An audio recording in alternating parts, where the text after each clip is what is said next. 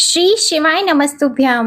मैं हूँ वामिका और आप सभी का हमारे चैनल आध्यात्मिक सागर में हार्दिक स्वागत है। आप सभी का दिन शुभ हो और भगवान भोलेनाथ और माता पार्वती की कृपा आप पर सदा बनी रहे। आज आप सुनिए शिव महापुराण की ये कथा, जिसमें गौरी देवी का व्याघ्र को अपने साथ ले जाने के लिए ब्रह्मा जी से आज्ञा मांगना, ब्रह्मा जी का उसे दुष्कर्मी बताकर रोकना, देवी का शरणागत को त्यागने से इनकार करना, ब्रह्मा जी का देवी की महत्ता बताकर अनुमति देना और देवी का माता पिता से मिलकर मंदराचल को जाना। मंदराचल पर गौरी देवी का स्वागत महादेव जी के द्वारा उनके और अपने उत्कृष्ट स्वरूप एवं अविच्छेद्य संबंध पर प्रकाश तथा देवी के साथ आए हुए व्याघ्र को उनका गणाध्यक्ष बनाकर अंतःपुर के द्वार पर सोमनंदी नाम से प्रतिष्ठित करना, पाशुपत व्रत की विधि, महिमा तथा भस्म धारण की महत्ता का वर्णन है। वायु देवता कहते हैं, कौशिकी को उत्पन्न करके उसे ब्रह्मा जी के हाथ में देने के पश्चात गौरी देवी ने प्रत्युपकार के लिए पितामह से कहा। देवी बोली, क्या आपने मेरे आश्रम में रहने वाले इस व्याघ्र को देखा है? इसने दुष्ट जंतुओं से मेरे तपोवन की रक्षा की है। यह मुझ में अपना मन लगाकर अनन्य भाव से मेरा भजन करता रहा है, अतः इसकी रक्षा के सिवा दूसरा कोई मेरा प्रिय कार्य नहीं है। यह मेरे अंतःपुर में विचरने वाला होगा। भगवान शंकर इसे प्रसन्नता पूर्वक गणेश्वर का पद प्रदान करेंगे। मैं इसे आगे करके सखियों के साथ यहाँ से जाना चाहती हूँ। इसके लिए आप मुझे आज्ञा दें, क्योंकि आप प्रजापति हैं। देवी के ऐसा कहने पर उन्हें भोली भाली जान हंसते और मुस्कुराते हुए ब्रह्मा जी उस व्याघ्र की पुरानी क्रूरतापूर्ण करतूतें बताते हुए उसकी दुष्टता का वर्णन करने लगे। ब्रह्मा जी ने कहा, देवी, कहाँ तो पशुओं में क्रूर व्याघ्र और कहाँ यह आपकी मंगलमयी कृपा। आप विषधर सर्प के मुख में साक्षात अमृत क्यों सींच रही हैं? यह केवल व्याघ्र के रूप में रहने वाला कोई दुष्ट निशाचर है। इसने बहुत सी गौ और तपस्वी ब्राह्मणों को खा डाला है। यह उन सबको इच्छानुसार ताप देता हुआ मनमाना रूप धारण करके विचरता है। इसलिए इसे अपने पाप कर्म का फल अवश्य भोगना चाहिए। ऐसे दुष्टों पर आपको कृपा करने की क्या आवश्यकता है? इस स्वभाव से ही कलुषित चित्त वाले दुष्ट जीव से देवी को क्या काम है? तब देवी बोली, आपने जो कुछ कहा है वह सब ठीक है। यह ऐसा ही सही, तथापि मेरी शरण में आ गया है, अतः मुझे इसका त्याग नहीं करना चाहिए। ब्रह्मा जी ने कहा, देवी, इसकी आपके प्रति भक्ति है, इस बात को जाने बिना ही मैंने आपके समक्ष इसके पूर्व चरित्र का वर्णन किया है। यदि इसके भीतर भक्ति है तो पहले के पापों से इसका क्या बिगड़ने वाला है? क्योंकि आपके भक्त का कभी नाश नहीं होता। जो आपकी आज्ञा का पालन नहीं करता वह पुण्य कर्मा होकर भी क्या करेगा? देवी, आप ही अजन्मा, बुद्धिमती, पुरातन शक्ति और परमेश्वरी हैं। सबके बंध और मोक्ष की व्यवस्था आपके ही अधीन है। आपके सिवा पराशक्ति कौन है? आपके बिना किसको कर्म जनित सिद्धि प्राप्त हो सकती है?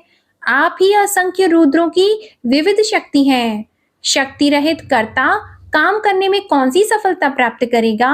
भगवान विष्णु को, मुझको तथा अन्य देवता, दानव और राक्षसों को उन ऐश्वर्यों की प्राप्ति कराने के लिए आपकी आज्ञा ही कारण है। आप ही जगत के स्वामी परमात्मा शिव की अनादि, अमध्य और अनंत आदि सनातन शक्ति हैं। आप संपूर्ण लोक यात्रा का निर्वाह करने के लिए किसी अद्भुत मूर्ति में अविष्ट होकर नाना प्रकार के भावों से क्रीड़ा करती हैं। भला आपको ठीक ठीक कौन जानता है? अतः यह पापाचारी व्याघ्र भी आज आपकी कृपा से परम सिद्धि प्राप्त करे, इसमें कौन बाधक हो सकता है? इस प्रकार उनके परम तत्व का स्मरण कराकर ब्रह्मा जी ने जब उचित प्रार्थना की, तब गौरी देवी तपस्या से निवृत्त हुई। फिर देवी की आज्ञा लेकर ब्रह्मा जी अंतर ध्यान हो गए। फिर देवी ने अपने वियोग को न सह सकने वाले माता पिता मैना और हिमवान का दर्शन करके उन्हें प्रणाम किया और उन्हें नाना प्रकार से आश्वासन दिया। इसके बाद देवी ने तपस्या के प्रेमी तपोवन के वृक्षों को देखा। वे उनके सामने फूलों की वर्षा कर रहे थे। ऐसा जान पड़ता था मानो उनसे होने वाले वियोग के शोक से पीड़ित होकर वे आंसू बरसा रहे हो। अपनी शाखाओं पर बैठे हुए विहंगमों के कलरवों के व्यास से मानो वे व्याकुलता पूर्वक नाना प्रकार से दीनता पूर्ण विलाप कर रहे थे। फिर पति के दर्शन के लिए उतावली होकर उस व्याघ्र को औरस पुत्र की भांति स्नेह से आगे करके सखियों से बातचीत करती और देह की दिव्य प्रभा से दसों दिशाओं को उद्दीपित करती हुई गौरी देवी मंदराचल को चली गईं, जहां संपूर्ण जगत के आधार, सृष्टा, पालक और संहारक पतिदेव महेश्वर विराजमान थे। ऋषियों ने पूछा, अपने शरीर को दिव्य गौरव वर्ण से युक्त बनाकर गिरिराज कुमारी देवी पार्वती ने जब मंदराचल प्रदेश में प्रवेश किया, तब वे अपने पति से किस प्रकार मिली? प्रवेश काल में उनके भवन द्वार पर रहने वाले गणेश्वरों ने क्या किया तथा महादेव जी ने भी उन्हें देखकर उस समय उनके साथ कैसा बर्ताव किया? तब वायु देवता ने कहा, जिस प्रेम गर्भित रस के द्वारा अनुरागी पुरुषों के मन का हरण हो जाता है, उस परम रस का ठीक ठीक वर्णन करना असंभव है। द्वारपाल बड़ी उतावली से राह देखते थे। उनके साथ ही महादेव जी भी देवी के आगमन के लिए उत्सुक थे। जब वे भवन में प्रवेश करने लगी, तब शंकित होकर उन प्रेम जनित भावों से वे उनकी ओर देखने लगे। देवी भी उनकी ओर उन्हीं भावों से देख रही थी। उस समय उस भवन में रहने वाले श्रेष्ठ पार्षदों ने देवी की वंदना की। फिर देवी ने विनय युक्त वाणी के द्वारा भगवान त्रिलोचन को प्रणाम किया। वे प्रणाम करके अभी उठने भी नहीं पाई थी कि परमेश्वर ने उन्हें दोनों हाथों से पकड़कर बड़े आनंद के साथ हृदय से लगा लिया। फिर मुस्कुराते हुए वे एक टक नेत्रों से उनके मुख चंद्र की सुधा का पान सा करने लगे। फिर उनसे बातचीत करने के लिए उन्होंने पहले अपनी ओर से वार्ता आरंभ की। देवाधिदेव महादेव बोले, सर्वांग सुंदरी प्रिये, क्या तुम्हारी वह मनोदशा दूर हो गई जिसके रहते तुम्हारे क्रोध के कारण मुझे अनुनय विनय का कोई भी उपाय नहीं सूझता था? यदि साधारण लोगों की भांति हम लोगों में भी एक दूसरे के अप्रिय का कारण विद्यमान है, तब तो इस चराचर जगत का नाश हुआ ही समझना चाहिए। मैं अग्नि के मस्तक पर स्थित हूँ और तुम सोम के।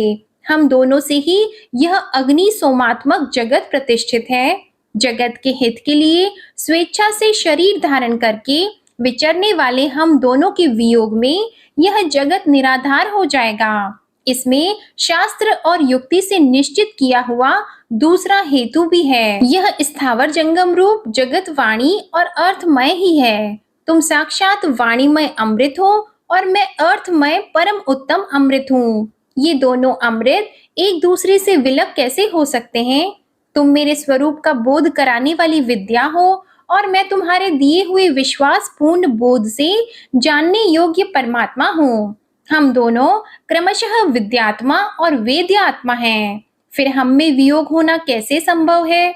मैं अपने प्रयत्न से जगत की सृष्टि और संहार नहीं करता। एकमात्र आज्ञा से ही सबकी सृष्टि और संहार उपलब्ध होते हैं। वह अत्यंत गौरवपूर्ण आज्ञा तुम ही हो। ऐश्वर्य का एकमात्र सार आज्ञा शासन है, क्योंकि वही स्वतंत्रता का लक्षण है। आज्ञा से वियुक्त होने पर मेरा ऐश्वर्य कैसा होगा? हम लोगों का एक दूसरे से विलग होकर रहना कभी संभव नहीं है। देवताओं के कार्य की सिद्धि के उद्देश्य से ही मैंने उस समय उस दिन लीला पूर्वक व्यंग्य वचन कहा था। तुम्हें भी तो यह बात अज्ञात नहीं थी, फिर तुम कुपित कैसे हो गई? अतः यही कहना पड़ता है कि तुमने मुझ पर भी जो क्रोध किया था वह त्रिलोकी की रक्षा के लिए ही था, क्योंकि तुम में ऐसी कोई बात नहीं है जो जगत के प्राणियों का अनर्थ करने वाली हो। इस प्रकार प्रिय वचन बोलने वाले साक्षात परमेश्वर शिव के प्रति श्रृंगार रस के सारभूत भावों की प्राकृतिक जन्मभूमि देवी पार्वती अपने पति की कही हुई यह मनोहर बात सुनकर इसे सत्य जान मुस्कुराकर रह गई और लज्जावश कोई उत्तर न दे सकी। केवल कौशिकी के यश का वर्णन छोड़कर और कुछ उन्होंने नहीं कहा। देवी ने कौशिकी के विषय में जो कुछ कहा उसका वर्णन करता हूँ। देवी बोली, भगवान, मैंने जिस कौशिकी की सृष्टि की है उसे क्या आपने नहीं देखा है? वैसी कन्या न तो इस लोक में हुई है और न होगी। यों कहकर देवी ने उसके विंध्य पर्वत पर निवास करने तथा सम्रांगण में शुंभ और निशुंभ का वध करके उन पर विजय पाने का प्रसंग सुनाकर उसके बल पराक्रम का वर्णन किया। साथ ही यह भी बताया कि वह उपासना करने वाले लोगों को सदा प्रत्यक्ष फल देती है और निरंतर लोगों की रक्षा करती रहती है। इस विषय में ब्रह्मा जी आपको आवश्यक बातें बताएंगे। उस समय इस प्रकार बातचीत करती हुई देवी की आज्ञा से ही एक सखी ने उस व्याघ्र को लाकर उनके सामने खड़ा कर दिया। उसे देखकर देवी कहने लगी, देव, यह व्याघ्र मैं आपके लिए भेंट लाई हूँ, आप इसे देखिए। इसके समान मेरा उपासक दूसरा कोई नहीं है। इसने दुष्ट जंतुओं के समूह से मेरे तपोवन की रक्षा की थी। यह मेरा अत्यंत भक्त है और अपने रक्षणात्मक कार्य से मेरा विश्वास पात्र बन गया है। मेरी प्रसन्नता के लिए यह अपना देश छोड़कर यहाँ आ गया है। हे महेश्वर, यदि मेरे आने से आपको प्रसन्नता हुई है और यदि आप मुझसे अत्यंत प्रेम करते हैं तो मैं चाहती हूँ कि यह नंदी की आज्ञा से मेरे अंतःपुर के द्वार पर अन्य रक्षकों के साथ उन्हीं के चिन्ह धारण करके सदा स्थित रहे। वायुदेव कहते हैं, देवी के इस मधुर और प्रेम बढ़ाने वाले शुभ वचन को सुनकर महादेव जी ने कहा, मैं बहुत प्रसन्न हूँ। फिर तो वह व्याघ्र उसी क्षण लचकती हुई सुवर्ण जड़ित बैंत की छड़ी, रत्नों से जड़ित विचित्र कवच, सर्प की सी आकृति वाली छुरी तथा रक्षकोचित वेश धारण किए गणाध्यक्ष के पद पर प्रतिष्ठित दिखाई दिया। उसने उमा सहित महादेव और नंदी को आनंदित किया था, इसलिए सोम नंदी नाम से विख्यात हुआ। इस प्रकार देवी का प्रिय कार्य करके चंद्रार्ध भूषण महादेव जी ने उन्हें रत्न भूषित दिव्य आभूषणों से भूषित किया। चंद्रभूषण भगवान शिव ने सर्व मनोहारिणी गिरिराज कुमारी गौरी देवी को पलंग पर बिठाकर उस समय सुंदर अलंकारों से स्वयं ही उनका श्रृंगार किया। ऋषि बोले, भगवान, हम परम उत्तम पाशुपत व्रत को सुनना चाहते हैं, जिसका अनुष्ठान करके ब्रह्मा आदि सब देवता पाशुपत माने गए हैं। वायुदेव ने कहा, मैं तुम सब लोगों को गोपनीय पाशुपत व्रत का रहस्य बताता हूँ, जिसका अथर्व शीर्ष में वर्णन है तथा जो सब पापों का नाश करने वाला है। चित्रा से युक्त पूर्णमासी इसके लिए उत्तम काल है। शिव के द्वारा अनुग्रहित स्थान ही इसके लिए उत्तम देश है, अथवा क्षेत्र, बगीचे आदि तथा वन प्रांत भी शुभ एवं प्रशस्त देश हैं। पहले त्रयोदशी को भली भांति स्नान करके नित्य कर्म संपन्न कर ले, फिर अपने आचार्य की आज्ञा लेकर उनका पूजन और नमस्कार करके व्रत के अंग रूप से देवताओं की विशेष पूजा करें। उपासक को स्वयं श्वेत वस्त्र, श्वेत यज्ञोपवीत, श्वेत पुष्प और श्वेत चंदन धारण करना चाहिए। वह कुश के आसन पर बैठकर हाथ में मुट्ठी भर कुश लेकर पूर्व या उत्तर की ओर मुंह करके 3 प्राणायाम करने के पश्चात भगवान शिव और देवी पार्वती का ध्यान करे। फिर यह संकल्प करे कि मैं शिव शास्त्र में बताई हुई विधि के अनुसार यह पाशुपत व्रत करूंगा। वह जब तक शरीर गिर न जाए तब तक के लिए, अथवा 12, 6 या 3 वर्षों के लिए, अथवा 12, 6, 3 या 1 महीने के लिए, अथवा 12, 6, 3 या 1 दिन के लिए इस व्रत की दीक्षा ले। संकल्प करके विरजा होम के लिए विधिवत अग्नि की स्थापना करके क्रमशः घी, समिधा और चरु से हवन करे। इसके बाद तत्वों की शुद्धि के उपदेश से फिर मूल मंत्र के द्वारा उन समिधा आदि सामग्रियों की ही आहुतियां दें। उस समय वह बारंबार यह चिंतन करे कि मेरे शरीर में जो यह तत्व है सब शुद्ध हो जाएं। उन तत्वों के नाम इस प्रकार हैं: 5 भूत, उनकी 5 तन्मात्राएं, 5 ज्ञान इंद्रियां, 5 कर्म इंद्रियां, 5 विषय, त्वचा आदि 7 धातु, प्राण आदि 5 वायु, मन, बुद्धि, अहंकार, प्रकृति, पुरुष, राग, विद्या, कला, नियति, काल, माया, शुद्ध विद्या, महेश्वर, सदाशिव, शक्ति तत्व, शिव तत्व, ये क्रमशः तत्व कहे गए हैं। विरज मंत्रों से आहुति करके रजोगुण रहित शुद्ध हो जाता है। फिर शिव का अनुग्रह पाकर वह ज्ञानवान होता है। फिर गोबर लाकर उसकी पिंडी बनाएं, फिर उसे मंत्र के द्वारा अभिमंत्रित करके अग्नि में डाल दें। इसके बाद इसका प्रोक्षण करके उस दिन व्रती केवल हवश्य खाकर रहे। जब रात बीतकर प्रातः काल आए, तब चतुर्दशी में पुनः पूर्वोक्त सब कृत्य करें। उस दिन शेष समय निराहार रहकर ही बिताएं।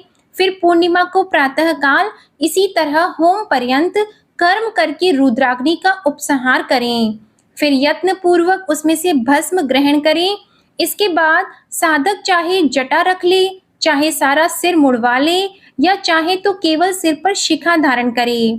इसके बाद स्नान करके यदि वह लोक लज्जा से ऊपर उठ गया हो तो दिगंबर हो जाए, अथवा गेरुआ वस्त्र, मृग चर्म या फटे पुराने चीतड़े को ही धारण कर ले। एक वस्त्र धारण करे या वलकल पहनकर रहे। कटी में मेखला धारण करके हाथ में दंड ले। फिर दोनों पैर धोकर आचमन करे। विरजा अग्नि से प्रकट हुए भस्म को एकत्रित करके अग्नि रीति भस्म इत्यादि 6 अथर्ववेदीय मंत्रों के द्वारा उसे अपने शरीर में लगाए। मस्तक से लेकर पैर तक सभी अंगों में उसे अच्छी तरह मल दे। इसी क्रम से प्रणव या शिव मंत्र के द्वारा सर्वांग में भस्म रमाकर त्रायुष्म इत्यादि मंत्रों से ललाट आदि अंगों में त्रिपुंड्र की रचना करे। इस प्रकार शिव भाव को प्राप्त होकर शिव योग का आचरण करे। तीनों संध्याओं के समय ऐसा ही करना चाहिए। यही पाशुपत व्रत है जो भोग और मोक्ष देने वाला है। यह जीवों के पशु भाव को निवृत्त कर देता है। इस प्रकार पाशुपत व्रत के अनुष्ठान के द्वारा पशुत्व का परित्याग करके लिंग मूर्ति सनातन महादेव जी का पूजन करना चाहिए। यदि वैभव हो तो सोने का अष्टदल कमल बनवाएं, जिसमें 9 प्रकार के रत्न जड़े गए हों, उसमें कर्णिका और केसर भी हो। ऐसे कमल को भगवान का आसन बनाएं। धनाभाव होने पर लाल या सफेद कमल के फूल का आसन अर्पित करें। वह भी न मिले तो केवल भावनामय कमल समर्पित करें। उस कमल की कर्णिका में पीठिका सहित छोटे से स्फटिक मणिमय लिंग की स्थापना करके क्रमशः विधि पूर्वक उसका पूजन करें। उस लिंग का शोधन करके पहले शास्त्रीय विधि के अनुसार उसकी स्थापना कर लेनी चाहिए। फिर आसन देकर पंचमुख के प्रकार से मूर्ति की कल्पना करके पंचगव्य आदि से पूर्ण अपने वैभव के अनुसार संग्रहित भरे हुए सुवर्ण निर्मित कलशों से उस मूर्ति को स्नान कराएं। फिर सुगंधित द्रव्य, कपूर, चंदन और कुमकुम आदि से वेदी सहित भूषण भूषित शिवलिंग का अनुलेपन करके बिल्व पत्र, लाल कमल, श्वेत कमल, नील कमल, अन्य सुगंधित पुष्प, पवित्र एवं उत्तम पत्र तथा दूर्वा और अक्षत आदि विचित्र उपचार चढ़ाकर यथा प्राप्त सामग्रियों के द्वारा महापूजन की विधि से उसमें मूर्ति की अभ्यर्चना करें। फिर धूप, दीप और नैवेद्य निवेदन करें। इस तरह भगवान शिव को उत्तम वस्त्र निवेदन करके अपना कल्याण करें। उस व्रत में विशेषतः वे सभी वस्तुएं देनी चाहिए जो अपने को अधिक प्रिय हो, श्रेष्ठ हो और न्याय पूर्वक उपार्जित हुई हो। बिल्व पत्र, उत्पल और कमलों की संख्या 1-1 हजार होनी चाहिए। अन्य पत्रों और फूलों में से प्रत्येक की संख्या 108 होनी चाहिए। इन सामग्रियों में भी बिल्व पत्र को विशेष यत्न पूर्वक जुटाएं, उसे भूल कर भी न छोड़ें। सोने का बना हुआ एक ही कमल 1 सहस्त्र कमलों से श्रेष्ठ बताया गया है। नील कमल आदि के विषय में भी यही बात है। ये सब बिल्व पत्रों के समान ही महत्व रखते हैं। अन्य पुष्पों के लिए कोई नियम नहीं है, वे जितने भी मिले उतने ही चढ़ाने चाहिए। अष्टांग अर्घ उत्कृष्ट माना जाता है। धूप और आलेप अर्थात चंदन के विषय में विशेष बात यह है, वामदेव नामक मुख में चंदन, तत्पुरुष नामक मुख में हरिताल और ईशान नामक मुख में भस्म लगाना चाहिए। कोई कोई भस्म की जगह आलेपन का विधान करते हैं। दूसरे प्रकार के धूप का विधान होने से कुछ लोग प्रसिद्ध धूप का निषेध करते हैं। अघोर नामक मुख के लिए श्वेत अगुरु का धूप देना चाहिए। तत्पुरुष नामक मुख के लिए कृष्ण अगुरु के धूप का विधान है। वामदेव के लिए गुग्गुल, सद्योजात मुख के लिए सौगंधिक तथा ईशान के लिए भी उशीर आदि धूप को विशेष रूप से देना चाहिए। शर्करा, मधु, कपूर, कपिला गाय का घी, चंदन का चूरा तथा अगुरु नामक काष्ठ आदि का चूर्ण, इन सबको मिलाकर जो धूप तैयार किया जाता है उसे सबके लिए सामान्य रूप से उपयोग के योग्य बताया गया है। कपूर की बत्ती और घी के दीपक जलाकर दीपमाला देनी चाहिए। फिर प्रत्येक मुख के लिए अलग-अलग अर्घ और आचमन देने का विधान है। प्रथम आवरण में गणेश और कार्तिकेय की पूजा करनी चाहिए। उनके साथ ही बाह्य अंगों की भी पूजा आवश्यक है। प्रथम आवरण की पूजा हो जाने पर द्वितीय आवरण में चक्रवर्ती विघ्नेश्वरों का पूजन करना चाहिए। तृतीय आवरण में भव आदि अष्टमूर्तियों की पूजा का विधान है। वहीं महादेव आदि एकादश मूर्तियों का भी पूजन आवश्यक है। चौथे आवरण में सभी गणेश्वर पूजनीय है। पंचम आवरण में कमल के बाह्य भाग में क्रमशः 10 दिक्पालों, उनके अस्त्रों और अनुचरों की क्रमशः पूजा करनी चाहिए।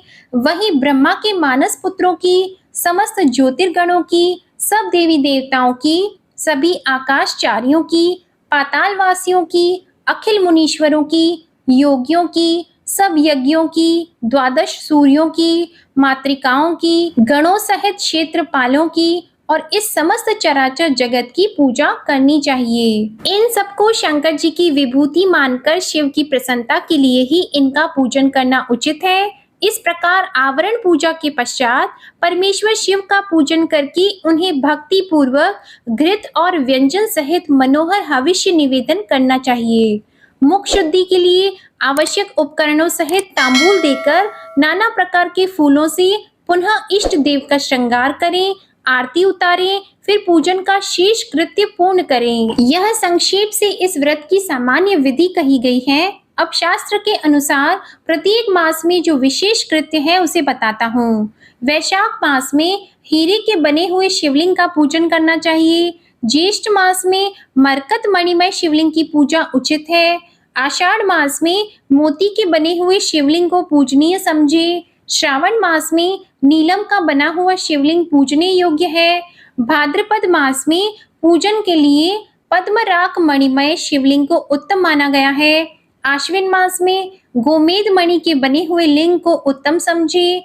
कार्तिक मास में मूंगे के और मार्गशीर्ष मास में वैदूर्य मणि के बने हुए लिंग की पूजा का विधान है। पौष मास में पुष्पराग अर्थात पुखराज मणि के तथा माघ मास में सूर्यकांत मणि के लिंग का पूजन करना चाहिए। फाल्गुन मास में चंद्रकांत मणि के और चैत्र में सूर्यकांत मणि के बने हुए लिंग के पूजन का विधान है। अथवा रत्नों के न मिलने पर सभी मासों में सुवर्णमय लिंग का ही पूजन करना चाहिए। सुवर्ण के अभाव में चांदी, तांबे, पत्थर, मिट्टी, लोहे या और किसी वस्तु का जो सुलभ हो लिंग बना लेना चाहिए अथवा अपनी रुचि के अनुसार सर्वगंधमय लिंग का निर्माण करें। व्रत की समाप्ति के समय नित्य कर्म पूर्ण करके पूर्ववत विशेष पूजा और हवन करने के बाद आचार्य अथवा विशेषतः व्रती ब्राह्मण का पूजन करें। फिर आचार्य की आज्ञा लेकर पूर्व या उत्तर की ओर मुख करके कुशासन पर बैठे, हाथ में कुश ले, प्राणायाम करके साम सदाशिव का ध्यान करते हुए यथाशक्ति मूल मंत्र का जप करें। फिर पूर्ववत आज्ञा लेकर हाथ जोड़कर नमस्कार करके कहें, भगवान अब मैं आपकी आज्ञा से इस व्रत का उत्सर्ग करता हूँ। ऐसा कहकर शिवलिंग के मूल भाग में उत्तर दिशा की ओर कुशों का त्याग करें। फिर दंड, चीर, जटा और मेखला को भी त्याग दें। इसके बाद फिर विधि पूर्वक आचमन करके पंचाक्षर मंत्र का जप करें। जो आत्यंतिक दीक्षा ग्रहण करके अपने शरीर का अंत होने तक शांत भाव से इस व्रत का अनुष्ठान करता है वह नैष्ठिक व्रती कहा गया है। उसे सब आश्रमों से ऊपर उठा हुआ महापाशुपत जानना चाहिए। जो निष्काम होकर अपना परम कर्तव्य मानकर अपने आप को शिव के चरणों में समर्पित करके इस उत्तम व्रत का सदा अनुष्ठान करता है उसके समान कहीं कोई नहीं है। विद्वान ब्राह्मण भस्म लगाकर महापातक जनित अत्यंत दारुण पापों से भी तत्काल छूट जाता है, इसमें संशय नहीं है। रुद्र अग्नि का जो सबसे उत्तम वीर्य बल है वही भस्म कहा गया है। अतः जो सभी समय में भस्म लगाए रहता है वह वीर्यवान माना गया है। भस्म में निष्ठा रखने वाले पुरुष के सारे दोष उस भस्म अग्नि के संयोग से दग्ध होकर नष्ट हो जाते हैं। जिसका शरीर भस्म स्नान से विशुद्ध है वह भस्म निष्ठ कहा गया है। जिसके सारे अंगों में भस्म लगा हुआ है, जो भस्म से प्रकाशमान है, जिसने भस्ममय त्रिपुंड लगा रखा है और जो भस्म से स्नान करता है, वह भस्मनिष्ठ माना गया है। भूत, प्रेत, पिशाच तथा अत्यंत दुस्सह रोग भी भस्मनिष्ठ के निकट से दूर भागते हैं, इसमें संशय नहीं है। वह शरीर को भासित करता है, इसलिए भसित कहा गया है तथा पापों का भक्षण करने के कारण उसका नाम भस्म है। भूति अर्थात ऐश्वर्य कारक होने से उसे भूति या विभूति भी कहते हैं। विभूति रक्षा करने वाली है, अतः उसका एक नाम रक्षा भी है। भस्म के महात्म्य को लेकर यहाँ और क्या कहा जाए। भस्म से स्नान करने वाला व्रती पुरुष साक्षात महेश्वर देव कहा गया है। यह परमेश्वर रुद्र अग्नि संबंधी भस्म शिव भक्तों के लिए बड़ा भारी अस्त्र है, क्योंकि उसने धौम्य मुनि के बड़े भाई उपमन्यु के तप में आई हुई आपत्तियों का निवारण किया था। इसलिए सर्वथा प्रयत्न करके पाशुपत व्रत का अनुष्ठान करने के पश्चात हवन संबंधी भस्म का धन के समान संग्रह करके सदा भस्म स्नान में तत्पर रहना चाहिए। ओम नमः शिवाय। आज की कथा समाप्त होती है। अगले अध्याय में आप सुनेंगी धौम्य के बड़े भाई उपमन्यु की कथा का वर्णन। आपको आज की कथा पसंद आई हो तो वीडियो को लाइक करें, शेयर करें और कमेंट में भगवान भोलेनाथ की जय जरूर लिखिएगा। और हमारे चैनल आध्यात्मिक सागर को अगर सब्सक्राइब नहीं किया है तो चैनल को सब्सक्राइब करके बेल आइकन प्रेस करें।